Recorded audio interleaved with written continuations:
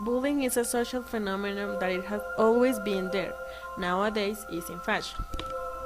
Bullying is the process of abuse and systematic intimidation from a person to another who doesn't have the possibility of defending himself. There are different bullying manifestations at school, such as teacher to student, parents to students, parents to teachers, pedagogical abuse, and student to student, which is the most common. This kind of abuse has a lot of people involved. There could be a leader, who is the person that makes jokes over others. A bully, who is the person who gets physical and goes beyond words. A victim is the person who is bullied and could get insulated. And the viewers, who don't do anything. There are certain causes of abuse at the school, such as teachers' lack of authority. There are not rules in school for it. It's not possible to detect the victims because they don't speak, or lack of people or places for attending the victims.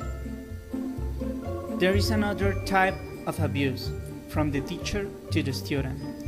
Due to the power the teacher has, he takes advantage of it in his or her class. This kind of abuse could start by verbal aggression and public humiliation in front of the group. The mockery, disregard, especially unequal treatment each other. It could support a bigger abuse like sexual abuse in the class from the teacher to the student.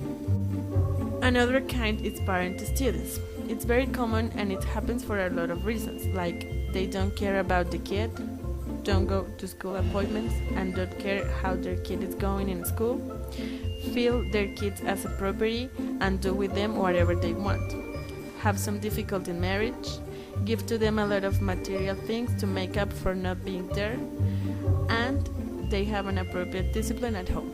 Sometimes it's the other way around, when students don't let teacher develop the class.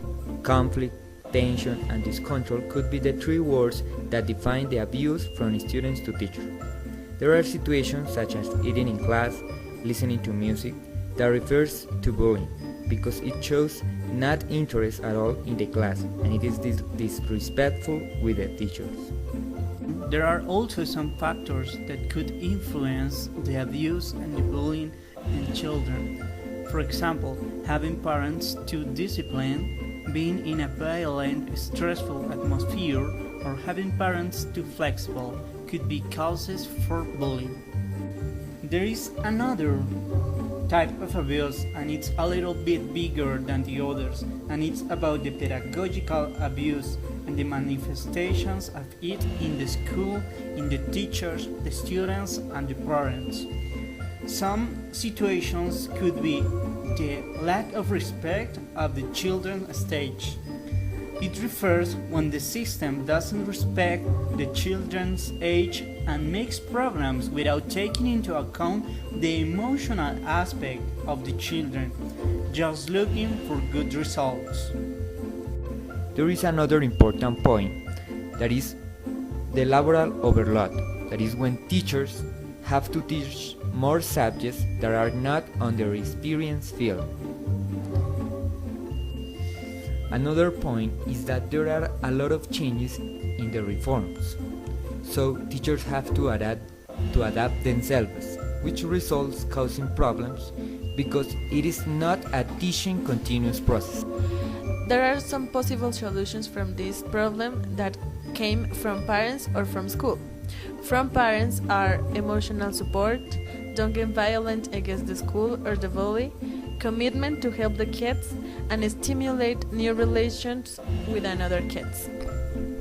The possible solutions from school could be group cooperation, investigate causes and support, train the teachers in this topic, mediate in conflict, inform all students' body, establish behavior codes, and early prevention.